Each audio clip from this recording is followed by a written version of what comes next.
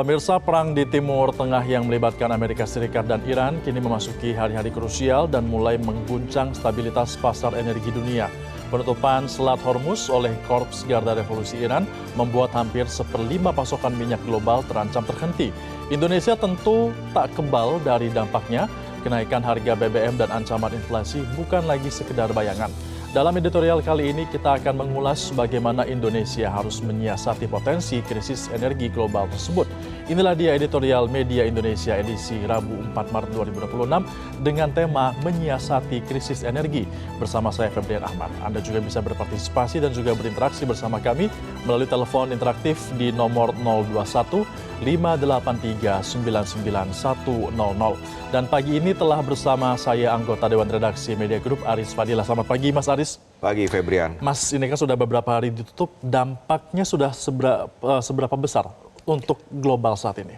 Ya, konflik di Iran terus memanas di kawasan Timur Tengah. Bukan hanya persoalan geopolitik regional, tapi sudah persoalan ekonomi global ketika ketegangan terjadi di kawasan yang menjadi pusat produksi dan distribusi energi dunia, maka efeknya hampir dipastikan terasa hingga ke Indonesia. Ya, kita tahu Indonesia ini kan posisinya kalau disebut itu istilahnya net importer ya, karena bahwa sebagian besar kebutuhan energi kita ini dipasok dari import. Maka ketika di situasinya normal saja, kita sudah menghadapi tantangan untuk penyediaan energi. Apalagi jika konflik itu menjadi tantangan yang lebih besar. Eskalasinya di kawasan itu kan berpotensi mengganggu distribusi. Apalagi tadi di berita headline bahwa Selat Hormuz ini kan 20% kebutuhan energi itu melalui Selat Hormuz. Kebutuhan energi Indonesia 20%. Bayangkan 20% itu kan besar. Indonesia itu kan mengimpor tidak kurang 1 juta barrel per hari untuk kebutuhan energi. Bayangkan kalau itu terganggu kan, itu gangguannya itu menjadi bisa berdampak itu ketika suplainya terganggu, maka harga tuh naik ya kan. Bahwa di APBN itu dipatok harga minyak itu kan 70 kalau nggak salah ya. Sekarang saja sudah mencapai 80 sampai 90. Nah, disitulah kita harus waspada pemerintah. Bagaimana APBN bisa menyesuaikan dengan harga minyak yang bergejolak seperti saat ini. Apalagi Menteri Bahlil ini mengatakan ketersediaan kita sampai dengan 21 hari ke depan. Ya, Mas, tahan dulu, kita akan bahas, tapi kita akan simak terlebih dahulu ulasannya berikutnya di pemirsa untuk Anda.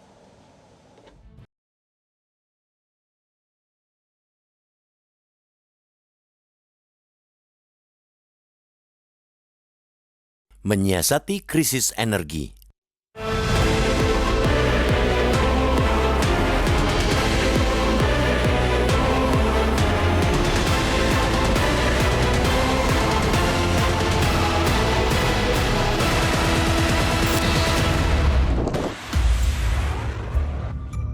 Perang di Timur Tengah telah berlangsung selama lebih dari 3 hari.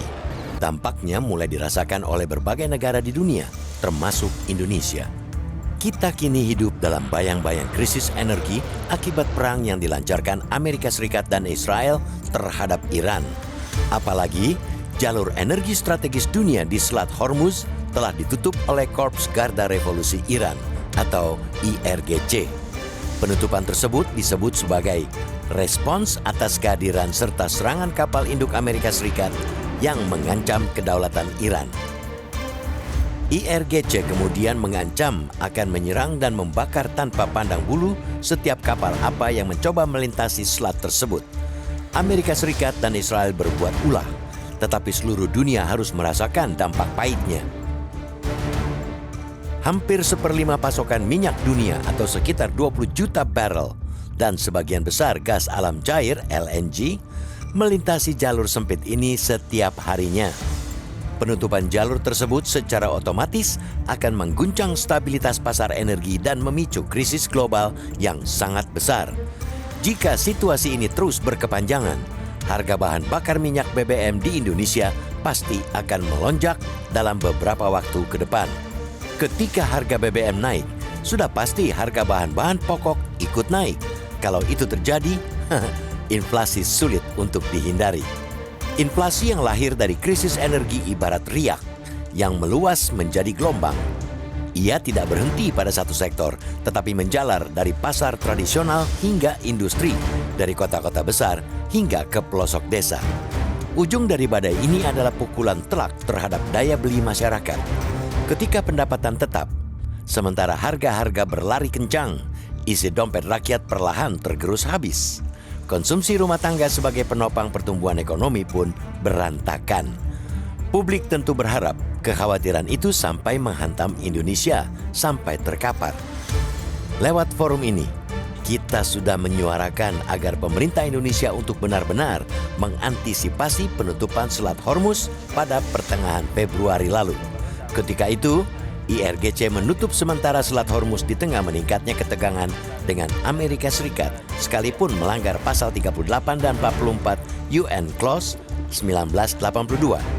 Selat internasional itu menganut prinsip transit passage yang tidak bisa dibatasi bahkan dalam masa konflik bersenjata. Artinya, situasi hari ini bukanlah peristiwa yang datang tanpa tanda. Sejak awal, risiko gangguan pasokan energi global sudah dapat diperkirakan. Pertanyaannya bukan lagi apakah dampaknya akan terasa, melainkan bagaimana pemerintah memanfaatkan waktu sempit yang tersedia. Jeda waktu sebelum tekanan benar-benar mencapai pasar domestik seharusnya menjadi ruang bagi kebijakan yang terukur dan cepat. Penguatan cadangan energi, pengendalian distribusi, serta strategi komunikasi publik menjadi kunci. Dalam situasi krisis energi, kecepatan membaca keadaan seringkali sama pentingnya dengan kekuatan kebijakan itu sendiri.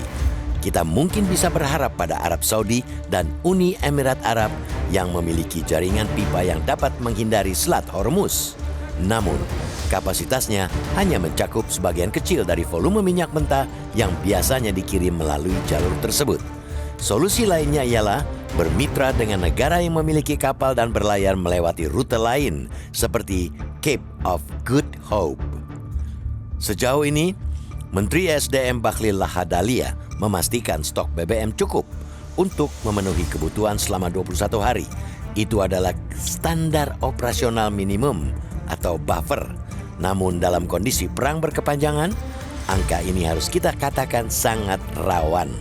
Selain itu, upaya Presiden Prabowo Subianto yang siap terbang ke Teheran untuk memediasi konflik patut diperjuangkan.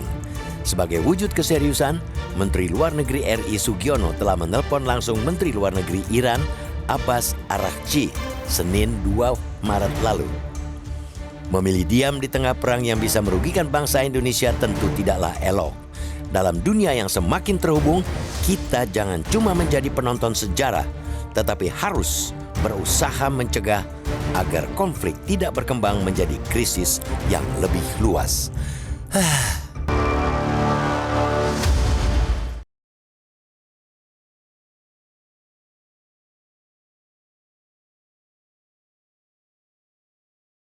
Pemirsa, usaha jeda pariwara editorial Media Indonesia akan segera kembali untuk Anda. Tetaplah bersama kami.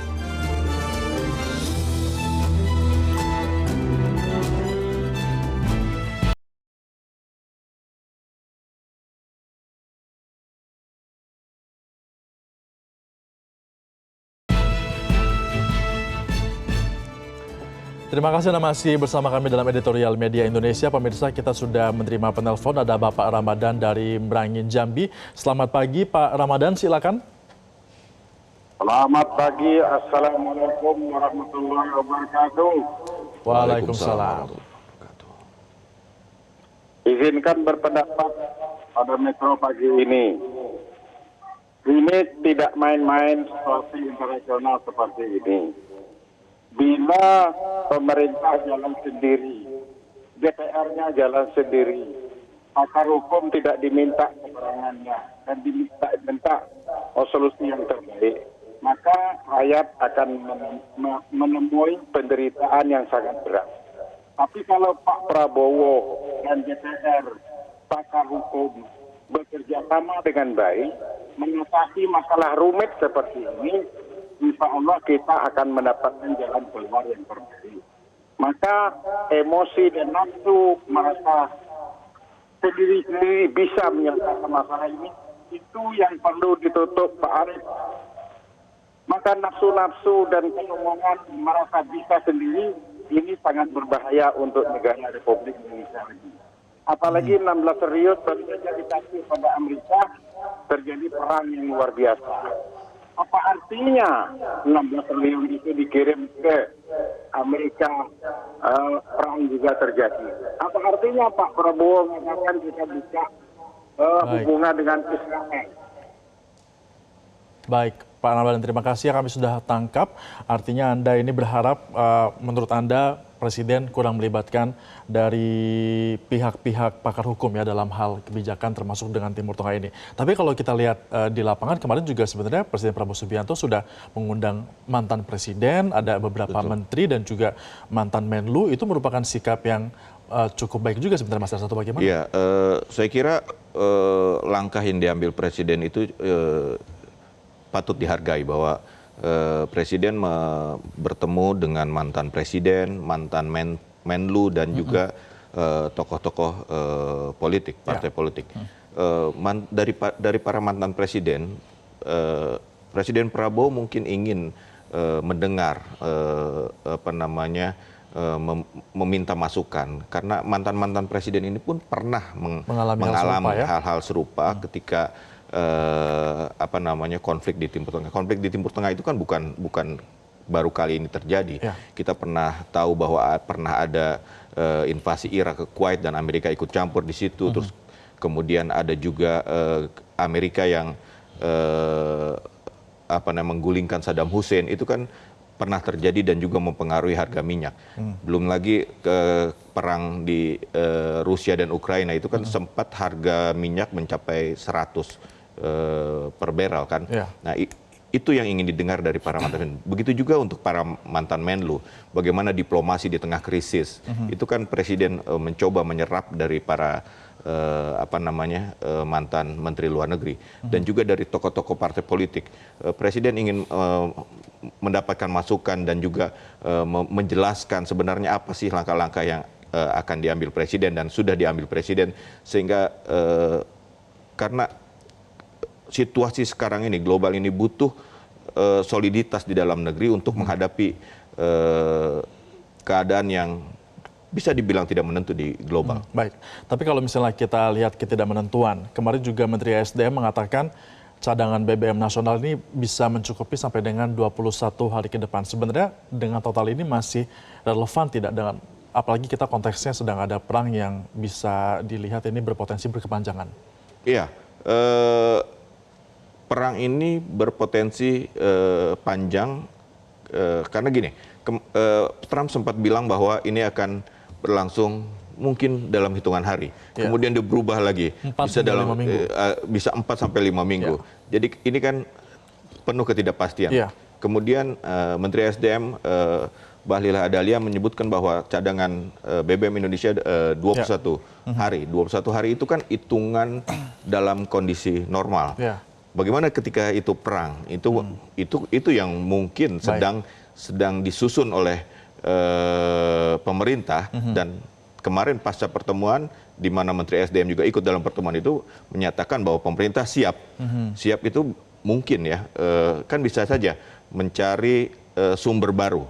Bisa dari Amerika, dari Brasil, dari Nigeria gitu kan. Atau memperkuat distribusinya supaya efisien, atau manajemen permintaan. Apalagi sekarang kan kita menghadapi mudik Lebaran yang kebutuhan BBM biasanya melonjak. Nah, pertanyaannya apakah sempat mencari sumber baru itu dalam waktu yang singkat? Kita akan bahas, tahan dulu Mas Haris, usai jeda pariwara kami akan segera kembali untuk Anda.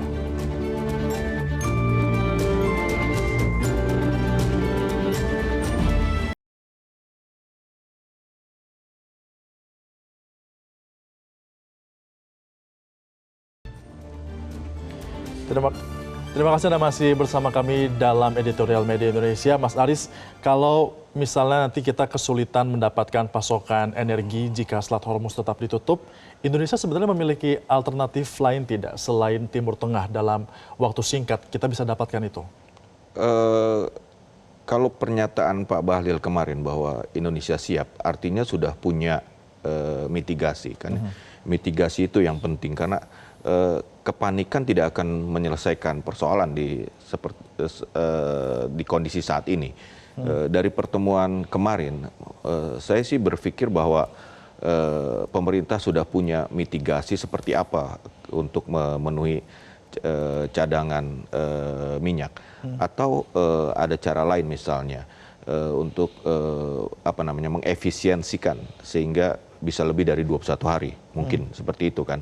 Nah, yang lebih penting adalah bagaimana ketika harga itu naik, terus beban subsidi meningkat, karena pemerintah hampir dipastikan tidak akan menaikkan harga BBM subsidi, karena itu dampaknya akan lebih parah lagi.